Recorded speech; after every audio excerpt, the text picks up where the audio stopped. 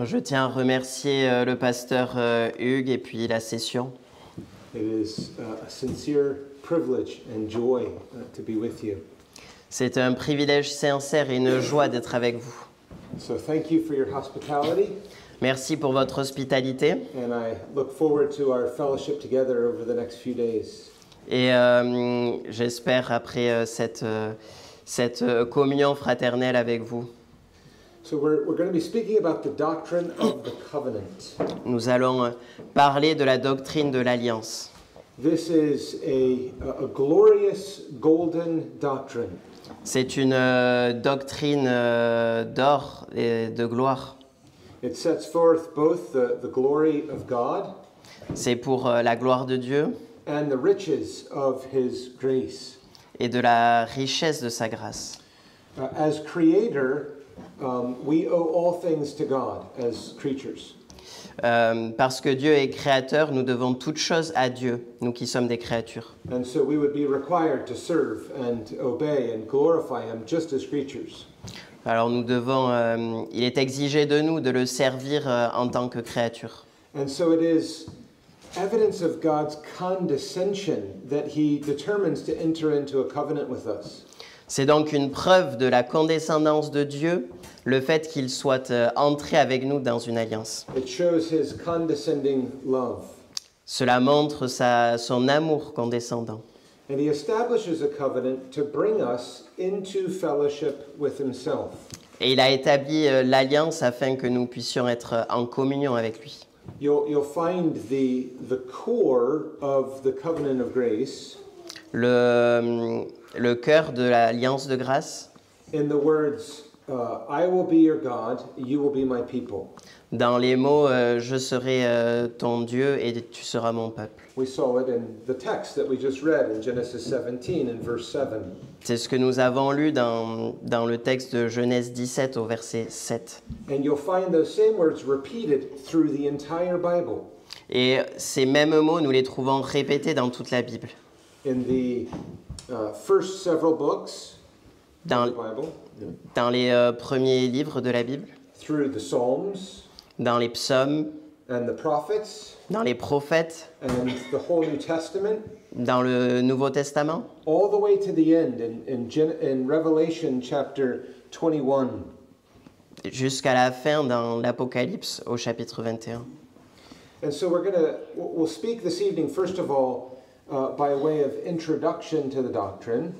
Donc ce soir, nous allons parler de la doctrine par une introduction. We'll begin laying some of the theological foundations. Nous allons placer les fondements théologiques. And then later on in this series of addresses, we'll come to the practical implications that flow from it. Et plus tard dans la série, nous allons tirer les applications pratiques de cette doctrine. And so we begin first of all this evening Nous commençons tout d'abord ce soir with the continuity of the covenant of grace. par la continuité de l'alliance de grâce. So the covenant of grace provides for us biblically a way to understand the continuity of the Bible. L'alliance de grâce nous fournit un moyen de comprendre la continuité de toute la Bible.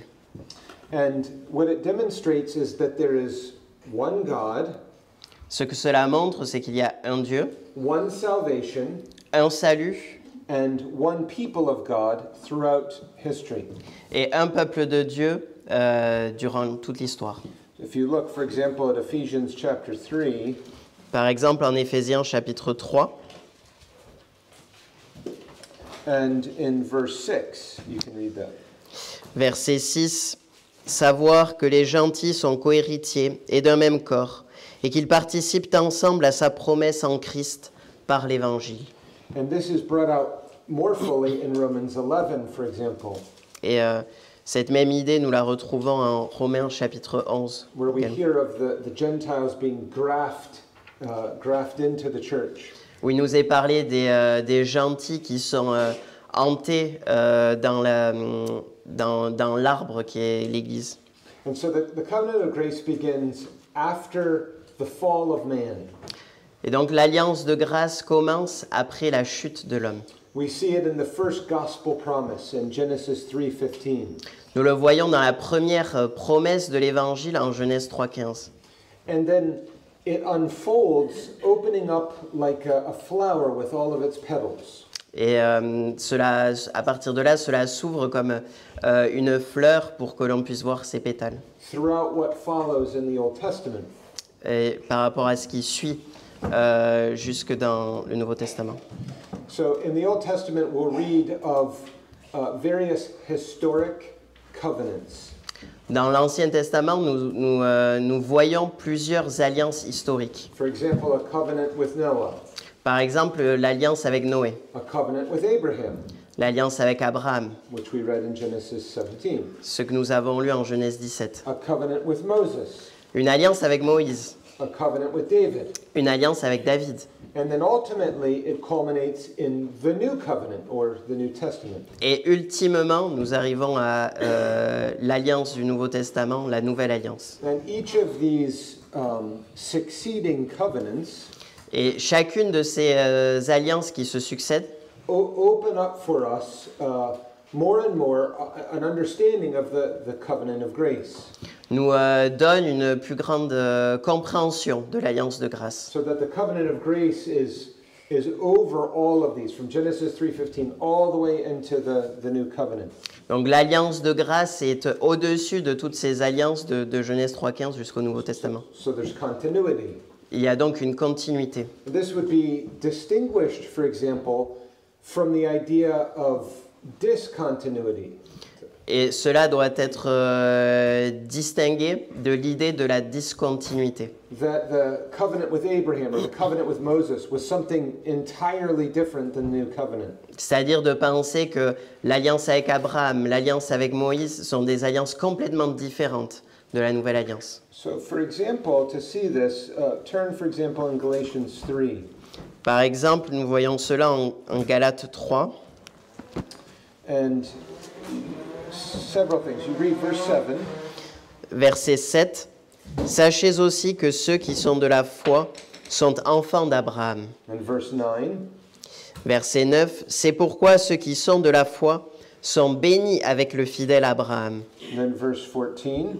Verset 14. Afin que la bénédiction d'Abraham parvint aux gentils par Jésus-Christ et que nous reçussions par la foi l'Esprit qui avait été promis. And then the last verse, verse 29, last verse of the chapter. Et le verset 28, où il n'y a ni juif, ni grec, où il n'y a ni esclave, ni libre, où il n'y a ni mâle, ni femelle, car vous êtes tous un en Jésus-Christ. You'll find the same thing throughout Romans chapter 4. Nous voyons la même chose en Romains chapitre 4. But the point is clear. We who are Gentiles Donc le point qui est mis en avant est clair, c'est nous qui sommes des gentils. are the heirs of Abraham, Nous sommes les héritiers d'Abraham. are participants in the benefits of the covenant with Abraham, Nous participons aux bénéfices de l'alliance avec Abraham. so that there's, once again, a continuity between these two. Et là, donc, nous voyons bien qu'il y a une continuité entre les deux. Likewise, you can look at Matthew chapter 5. Également, Matthieu chapitre 5. There we have the Sermon on the Mount. Le sermon sur la montagne. And notice verses, this is in reference to Moses now, the Mosaic covenant. C'est en référence à l'alliance de Moïse. Notice verses 17, 18, and 19. Versets 17 à 19. Ne croyez pas que je sois venu anéantir la loi ou les prophètes. Je ne suis pas venu les anéantir, mais les accomplir. Car je vous dis en vérité que jusqu'à ce que le ciel et la terre soient passés, un seul iota ou un seul trait de lettre de la loi ne passera point, que toutes ces choses ne soient faites. Celui donc qui aura violé l'un de ces petits commandements et qui aura enseigné ainsi les hommes sera tenu le plus petit au royaume des cieux. Mais celui qui les aura faits et enseignés sera tenu grand au royaume des cieux. So this is a reference to the moral law, which we have summarized in the Ten Commandments. C'est ici une référence à la loi morale qui est résumée dans les 10 commandements. And we know that because Jesus goes on in what follows to actually address the Ten Commandments and what he speaks of. Et nous savons cela parce que dans les versets qui suivent, Jésus parle des commandements de la loi So morale. Jesus is showing that the continuity that these 10 commandments carry over into the New Testament. Donc Jésus nous parle de cette continuité dans laquelle les commandements se poursuivent dans la Nouvelle Alliance. Likewise, the gospel was preached during the Mosaic covenant as well. Et de même, l'évangile était prêché dans l'Alliance mosaïque. So look at Hebrews 4, verse 2. Hébreux chapitre 4, verset 2. He's just speaking about what precedes it, the time of Moses. Dans les versets qui précèdent, il parle du temps de Moïse. And you can read verse 2. Donc, Hébreux chapitre 4, verset 2. Car il nous a été évangélisé comme il le fut à ceux-là, mais la parole de la prédication ne leur servit de rien, parce qu'elle n'était point mêlée avec la foi dans ceux qui l'ouïrent. And this is reinforced when you come to Hebrews 11, of course. Et cela est dit aussi encore plus fortement en Hébreux chapitre 11, Because that chapter is highlighting the saving faith of Old Testament saints. parce que Hébreux chapitre 11 nous montre la foi salvatrice des saints de l'Ancien Testament. And so, even if you think about the Mosaic covenant, Donc si vous pensez à l'Alliance mosaïque, at the very beginning of the Ten Commandments, au début des 10 commandements, it begins with a reference to redemption, being brought out of the land of Egypt, delivered from the land of bondage. cela débute par une mention de la rédemption, du rachat de l'esclavage en Égypte. The context is gospel. L'évangile, le contexte, c'est l'évangile. And then if you think of the content, for example, of the ceremonial laws, Et si vous pensez au contenu de la loi cérémonielle, the laws that deal with sacrifice and the worship of the temple and the priesthood and so on, les lois qui traitent des sacrifices et de l'adoration dans le temple, all of that was full of gospel content. et toutes ces lois étaient pleines d'un contenu évangélique.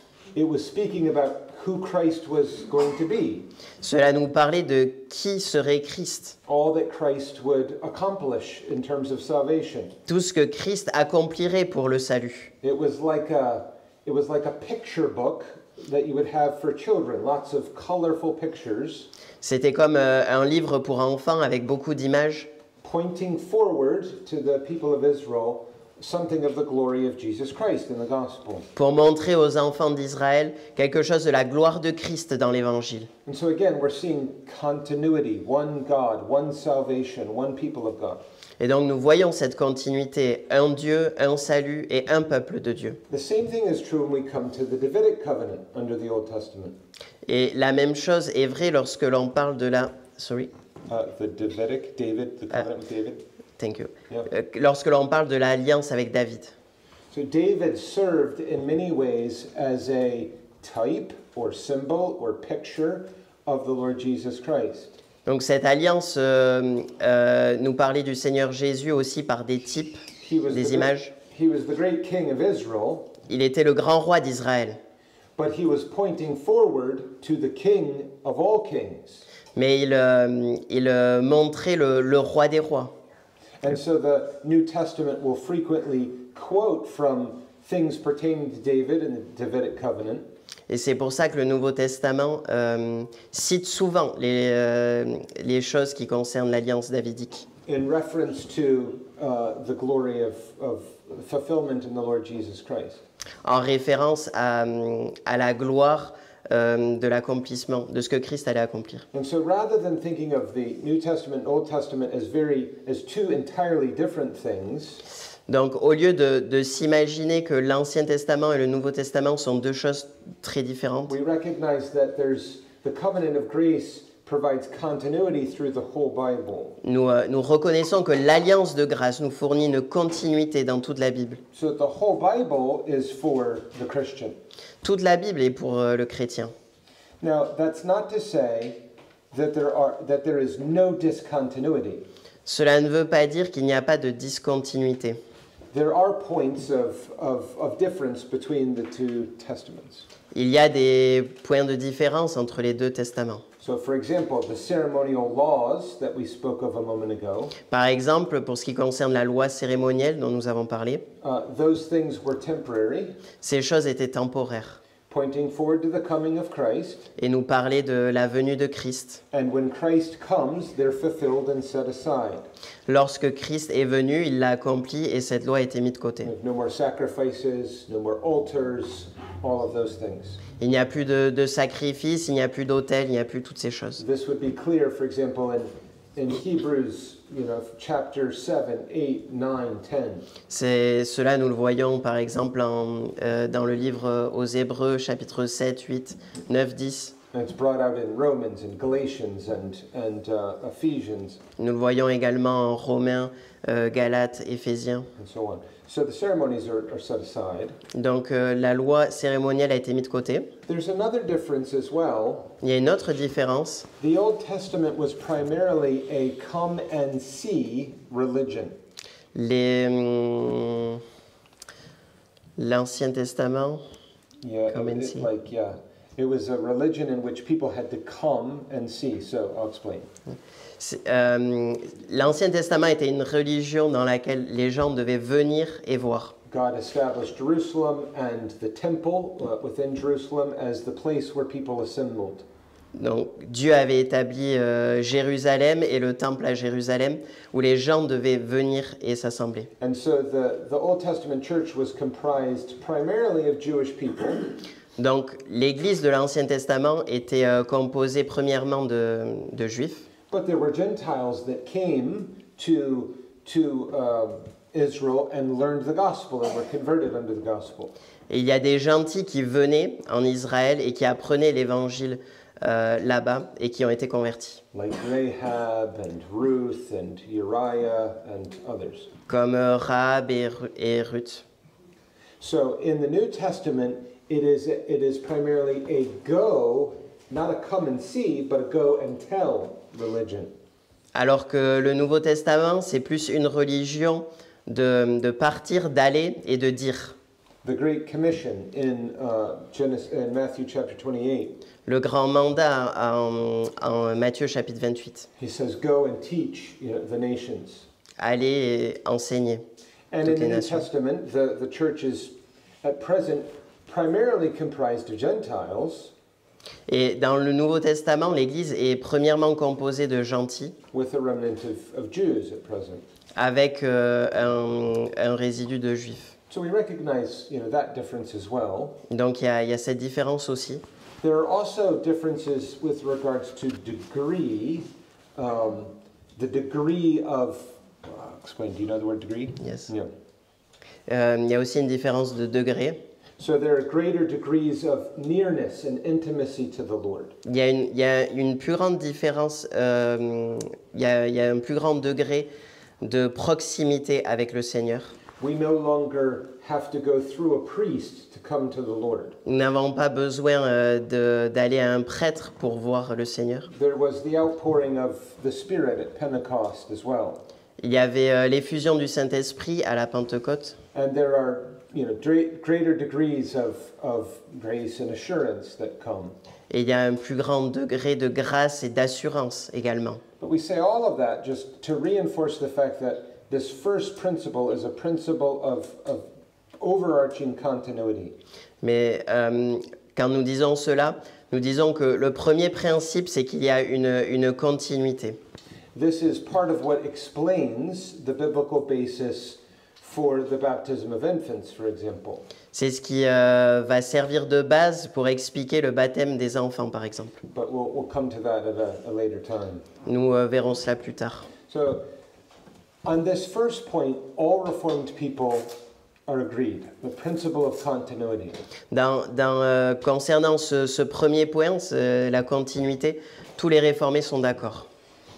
But sadly, in the 20th century, Mais malheureusement, au XXe siècle, there has been a lot of confusion that has arisen.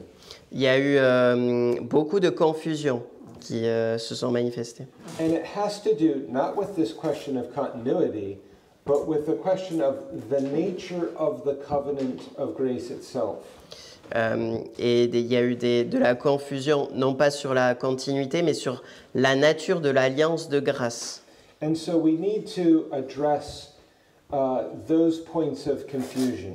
Donc nous devons parler de ces points de confusion. And we'll try to cover a couple of those this evening. Donc nous allons essayer de parler de certains ce soir. The first is conflating or confusing or collapsing, combining the doctrine of covenant and election. La première chose, c'est le fait de confondre la doctrine de l'alliance avec la doctrine de l'élection. So children, what does the doctrine of election mean? Donc les enfants, qu'est-ce que la doctrine de l'élection veut dire? You think of a political election, you elect a prime minister or something. Vous pensez à une élection pour élire le président, par exemple. What's happening? The people are choosing their leader. Le peuple choisit son responsable, son dirigeant. So the doctrine of election is speaking about God choosing a people. Donc la doctrine de l'élection nous parle de Dieu qui choisit un peuple To save them. pour le sauver. So the first point of confusion is actually conflating the doctrine of the covenant of grace and the doctrine of election. Donc le premier point, c'est le fait de confondre la doctrine de l'alliance de grâce avec la doctrine de So l'élection. we said the covenant of grace is I will be your God and you will be my people. Nous avons dit que l'alliance de grâce, c'est « je serai ton Dieu et tu seras mon peuple ». And what we need to understand is that the covenant of grace is actually broader than the covenant of election. Ce que nous devons comprendre, c'est que l'alliance de grâce est plus large que l'alliance de l'élection. So if you thought of the covenant of grace, the boundaries of the covenant of grace as a circle, Donc si vous pensez à l'alliance de grâce comme un cercle avec les frontières qui sont aux extrémités du cercle, the doctrine of election would be a smaller circle inside that bigger circle. la doctrine de l'élection serait un cercle plus petit au centre de ce grand cercle. Because the covenant of grace includes people who are both elect and reprobate. Parce que l'alliance de grâce inclut des gens qui sont élus et des gens qui sont réprouvés. So in Genesis 17, God said that he was making a covenant with Abraham and with his seed. Donc lorsque Dieu dit à Abraham qui fait son alliance avec lui, avec sa postérité, And he gave him a sign and seal of that covenant in circumcision, il lui a donné un signe et un sceau de cette alliance avec la circoncision which was applied to him and to his seed. qui lui était appliqué et à sa postérité. And you'll notice that both Ishmael and Isaac are circumcised. Et vous noterez que Ismaël et Isaac, tous les deux ont été circoncis. And in the next generation, you have both Jacob and Esau who are circumcised. Et dans la génération d'après, de même, Jacob et Ésaü, tous les deux sont circoncis. So the covenant was with, all the seed, with both sets of children. Donc l'alliance était avec toute la postérité, c'est-à-dire les deux enfants dans les deux cas. The sign of the covenant was applied to both of them. Le signe de l'alliance aurait été appliqué à chacun. And yet we read in Romans chapter 9, Et pourtant, nous lisons en Romains chapitre 9, verse 13, au verset 13, which is quoting the book of Malachi. qui est une citation du livre de Malachie. Verset 13, « Ainsi qu'il est écrit, j'ai aimé Jacob et j'ai haï Ésaü. » So here you have Esau is in the covenant and he has circumcision, and yet we discover he's not elect. Là, nous voyons que Ésaü, qui était dans l'alliance, qui avait reçu la circoncision, pourtant n'est pas élu. Now, the same would be true, of course, of a whole host of Israelites throughout the Old Testament. Et la même chose est vraie d'une bonne partie des Israélites sous l'Ancien You Testament. think, for example, during the time in the wilderness after the Exodus, Par exemple, dans la période du désert après l'Exode, or in other periods of the Old Testament, there were many unbelievers. et ou même après, il y avait de nombreux incroyants, I mean, people who didn't have saving faith. des gens qui n'avaient pas la foi salvatrice. But the problem here is that there's been a tendency for some Et le problème, c'est qu'il y a une tendance de certains to actually think of the covenant of grace and election as the same, as identical, as overarching circles on top of each other. Certains pensent que l'alliance de grâce et l'alliance de l'élection sont pareilles et que donc sont en réalité le même cercle. Which means that only the elect are in the covenant. Et cela veut dire que seuls les élus sont dans l'alliance. Or all that are in the covenant are elect. Et donc tous ceux qui sont dans l'alliance sont élus. And that problem has actually gone in two what appear to be opposite directions. Et ce problème, en fait, s'est divisé en deux directions différentes, opposées. So there, first of all, there are those who start with the covenant. Donc il y a ceux qui commencent par l'alliance, And they say the covenant is with believers and their children. qui disent l'alliance est avec les croyants et leurs enfants. Their children are baptized in an invisible church. Leurs enfants sont baptisés, ils font partie de l'Église visible. And so they should be viewed as elect. Et donc ils doivent être regardés comme étant des élus. And they therefore don't really need to be brought to a saving conversion. Et donc ne doivent pas vraiment venir à une conversion salvatrice. And the reason this idea arose Et la raison pour laquelle cette idée est apparue was largely to answer the objection of Anabaptists about baptizing children. était en fait pour répondre à une objection anabaptiste concernant le baptême des enfants. But then you have a problem on the other side as well. Et vous avez également un problème dans l'autre direction. There are those who start with election. Et ce sont ceux qui commencent par l'élection. And then they say, no one is in the covenant of grace except for the elect. Et qui disent personne n'est dans l'alliance de grâce à part les élus. And so they would think even, baptized children, those within the visible church, they're not actually in the covenant unless they're elect. Donc ils vont dire que, en fait, même si ceux qui sont baptisés, tant qu'ils ne sont pas élus, ne sont pas dans l'alliance. Indeed, they would assume, in fact, that they're not elect. S'ils ne sont pas élus, ils ne sont pas dans l'alliance, et donc ils vont les considérer comme non élus. And among other things, this would be characteristic, for example, of Reformed Baptists. Et cela serait une caractéristique des réformés baptistes. But the thing is that these two, what seem like two opposite extremes, actually have the same root problem. Et ces deux extrêmes opposés ont en fait le même problème radical. And that is that the doctrine of the covenant is viewed as equivalent to election in both cases. Et dans les deux cas, ils voient l'alliance de grâce et l'alliance de l'élection comme étant identiques. But beginning with Calvin, for example, commençons par Calvin, par exemple. And down through the various streams of Reformed thought, including the Scots and the Puritans. Et en allant vers tous les différents courants de pensée, en incluant les Écossais et les Puritains. They recognized from Scripture that the covenant and election were not equivalent. Ils reconnaissaient à partir des Écritures que l'alliance de grâce et de l'élection n'étaient pas équivalentes. And so this is the first problem that has to be tackled. C'est le premier problème que nous devons considérer. In the Bible, the Lord referred to the whole church of the Old Testament. Dans la Bible, Dieu se réfère à toute l'Église de l'Ancien Testament, Those who profess the true religion, ceux qui professent la vraie religion. they were viewed as the covenant people of God. Ils étaient vus comme le peuple de l'Alliance. So Paul says, for example, that to Israel, the covenants, to Israel belonged the covenants. Paul, par exemple, disait qu'à Israël appartenaient les alliances.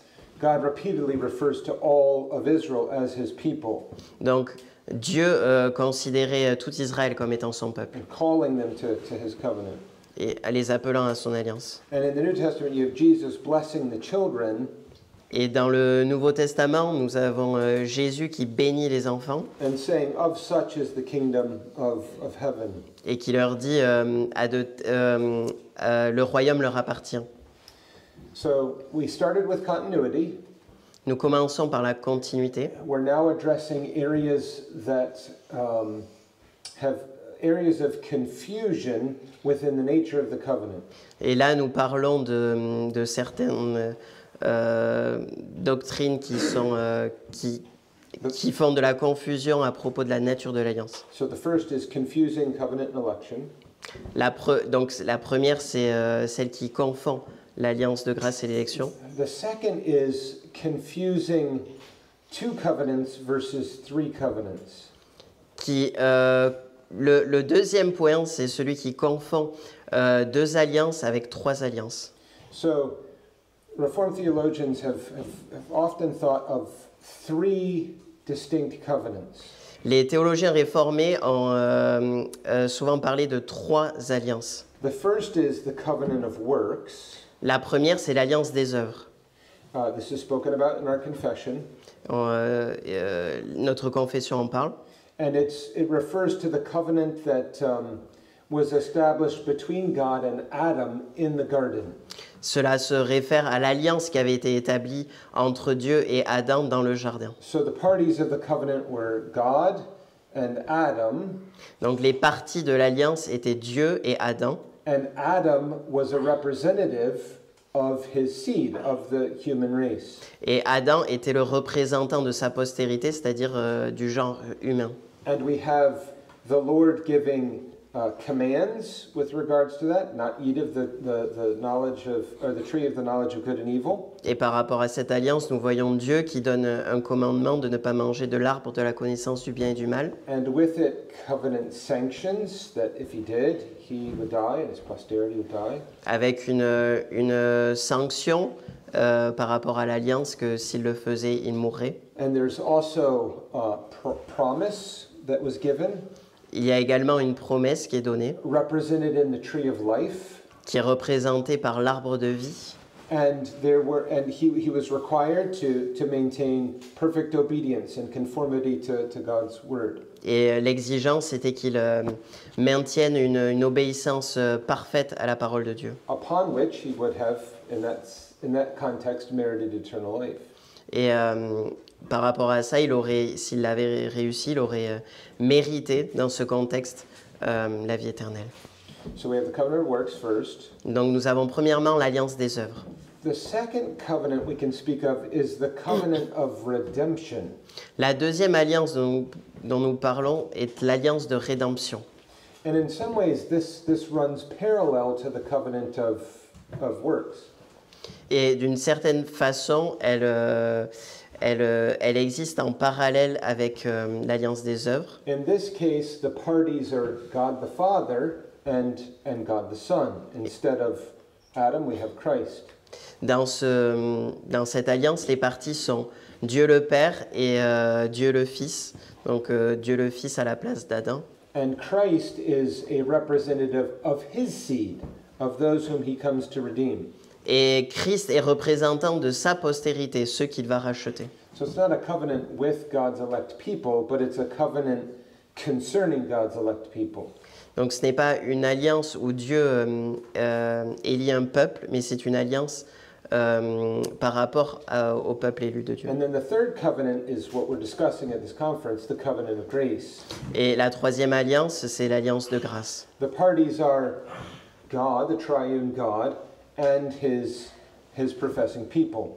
Et les parties sont le Dieu trinitaire et les professants, son peuple professant. It's called the covenant of grace because it's emphasizing the gracious character of this covenant. Et elle s'appelle l'alliance de grâce parce qu'elle ce nom met en avant le caractère gracieux, rempli de grâce de cette alliance. So those who tend to conflate covenant and election. Donc ceux qui tendent à confondre l'alliance de grâce et l'élection Also tend to conflate the covenant of redemption and covenant of grace. Tendent de même façon à confondre l'alliance de grâce et l'alliance de rédemption. So that you end up with 2 covenants, a covenant of works and a covenant of grace. Donc cela produit 2 alliances, l'alliance des œuvres et l'alliance de grâce. And in that arrangement, people think of the parties of the covenant of grace as God the Father and Christ representing the elect. Et dans cette vision, Dans l'alliance de grâce, il y aurait deux parties. Dieu, le Dieu Trinité. Sorry, the two parties. God the Father. Parties, yeah, would be God the Father. Dieu le Père et Christ. Deuxième partie. So, we end up with a similar problem. Donc nous arrivons à un problème similaire. Well, first of all, the biblical basis for the covenant of redemption La base biblique pour l'alliance de rédemption, is strong and inescapable. Cette base est solide et on ne peut pas y échapper. But you also end up with practical implications. Mais il y a également des implications pratiques. Because if you end up with just the covenant of grace and the representatives are the Father and the Son. Parce que si vous considérez l'alliance de grâce avec les parties Dieu, le Père et Christ comme le représentant, Christ is representing the elect, Christ représentant les élus, then the covenant and election end up sort of being conflated once again. Et donc là, de même façon, nous voyons que l'alliance de grâce et l'élection se confondent. So whereas if we distinguish the covenant of grace and the covenant of redemption, Et si nous distinguons l'alliance de rédemption et l'alliance de grâce, it's different. So the covenant of redemption is an inter-Trinitarian covenant within the Godhead. donc l'alliance de rédemption est une alliance intratrinitaire, ça veut dire à l'intérieur de la Trinité. And the promise and the demands and the rewards and all of that is totally different. Et donc les promesses, les récompenses sont totalement différentes. Because Christ is the surety of the covenant. Parce que Christ est le garant de l'alliance. He is agreeing to secure and purchase full salvation of his elect people. Il garantit un salut parfait pour son peuple. And promises to do so. Et il promet de le faire. And so the emphasis there is in securing salvation, Christ himself securing salvation for his people. Donc le point qui est souligné, c'est que Christ a garanti le salut pour son peuple. So whereas the covenant of grace, we said that the parties are the triune God and his people. Donc si nous considérons l'alliance de grâce avec les parties comme étant le Dieu trinitaire et son peuple. By his people we mean both those who profess and their seed. Et par son peuple, nous entendons ceux qui professent la vraie religion et leurs enfants. And Christ is the mediator of that covenant of grace. Et Christ est le médiateur de cette alliance de grâce. Which is the biblical language that we find places in Hebrews and elsewhere. Et c'est le langage biblique que nous retrouvons en hébreu et And so en d'autres endroits. you can think of the covenant of redemption, which is an eternity past. Donc nous pouvons regarder à l'alliance de rédemption comme étant dans l'éternité passée, As the foundation comme étant la fondation upon which the covenant of grace in time is built. Sur laquelle l'alliance de grâce est bâtie dans le temps. So the covenant of grace is God working out all that is achieved in the covenant of redemption. Donc l'alliance de grâce, c'est Dieu qui œuvre son salut et tout ce qui a été accompli dans l'alliance de rédemption. And distinguishing these two things, the covenant of grace and the covenant of redemption, Et en distinguant ces deux choses, l'alliance de grâce et l'alliance de rédemption, maintains a biblical balance between God's sovereignty and man's responsibility. Permet de garder un bon équilibre, un équilibre biblique entre la souveraineté de Dieu et la responsabilité de l'homme. And it consistently confronts the error of Arminianism on one side. Et permet de confronter les erreurs de l'arminianisme d'un côté. Because in the covenant of redemption, we have Christ securing salvation for the elect. Parce que dans l'alliance de rédemption, nous avons Christ qui garantit le salut pour ses élus. But then it also confronts the error of antinomianism on the other side. Mais aussi, de l'autre côté, ça permet de confronter les erreurs de l'antinomianisme. Through the covenant of grace, which has conditions. Par rapport à l'alliance de grâce qui a des conditions. So Rabbi John Duncan, one of the Free Church fathers from the 19th century, John Rabbi Duncan, qui était un des pères de l'Église libre au XIXe siècle. He speaks about these two errors, Il parle de ces deux erreurs. kind of opposite errors: Arminianism, which is the denial of God's sovereignty, Donc l'arminianisme d'un côté qui est une négation de la souveraineté de Dieu, and antinomianism, which is an emphasis on sovereignty to the exclusion of responsibility. et antinomianisme qui parle du fait d'avoir le salut sans avoir de responsabilité. So Duncan says that the one uncreaturifies the creature, Donc l'un retire l'aspect créaturel de la créature, ce qui fait de lui une créature. and on the other side, it deifies him. Et de l'autre côté, il le déifie. So antinomianism, in other words, exalts sovereignty to the exclusion of human agency, D'un côté, donc l'antinomianisme exclut.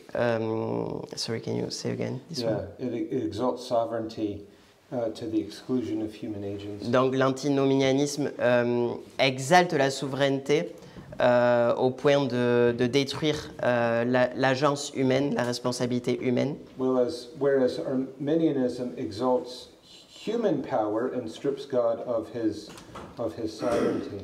Alors que l'arminianisme, de l'autre côté, exalte l'agence humaine, le pouvoir humain, et réduit la souveraineté de Dieu. So I realize we're getting into fine distinctions in many ways, Donc nous en venons à des distinctions qui sont subtiles, and we're wrestling with doctrinal matters. et nous luttons avec des questions doctrinales. But if you can grab a hold of these distinctions, Mais si vous arrivez à garder ces distinctions, you may be surprised at the very significant and vast practical ramifications that flow from it.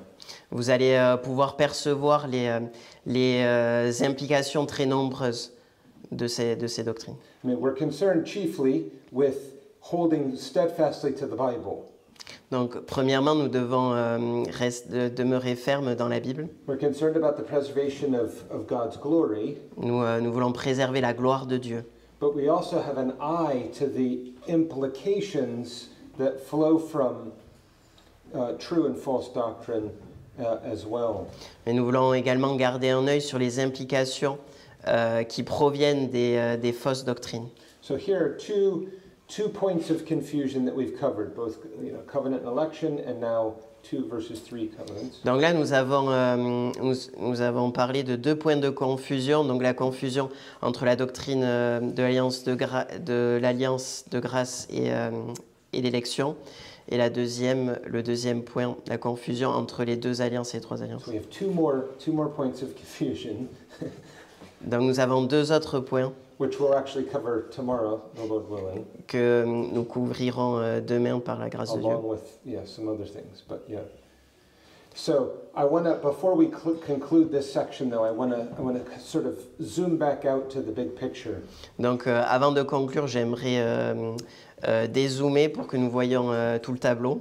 The Lord establishes a covenant with His creatures, with people, Donc le Seigneur établit une alliance avec ses créatures, son peuple, out of a display of His divine love. qui provient de son amour divin. Think in terms of marriage, for example. Pensez dans les termes du mariage. Marriage involves a marriage covenant. Le mariage implique une alliance. A man and a woman are brought together in covenant, united in vows. One another. Un homme et une femme viennent à une alliance tous les deux ensemble et ils vouent des vœux. And this is what God is doing. God is coming and He's actually taking His people into a marriage covenant with Himself. Et c'est ce que Dieu fait. Dieu vient et il prend son peuple dans une alliance de mariage. He's binding Himself to His people in love. Il se lie avec son peuple dans l'amour. And this is why we have all through the Bible, God speaks in this language of his people, or his church being his bride. Et c'est pour ça que nous voyons dans l'Écriture Dieu qui parle à son Église et qui parle à son Église en tant qu'épouse. I mean, he does it in, we sing about it in the Psalms. Nous l'avons chanté dans le psaume. We have it in the Pentateuch. Nous l'avons dans les psaumes, nous l'avons dans le Pentateuch. The whole Song of Solomon is about this marital relationship between God and his church.